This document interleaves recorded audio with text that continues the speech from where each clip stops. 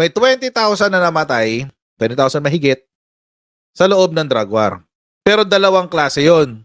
Dalawang klase yung mga namatay dyan sa war on drugs na yan. Una, yung mga drug personalities. Sila namatay dahil sa anti-drug operations. Ito, nasa ilalim, yung homicide cases. What does that mean? Ito 6,355, dahil kinategorize nila sa war on drugs, the assumption is this.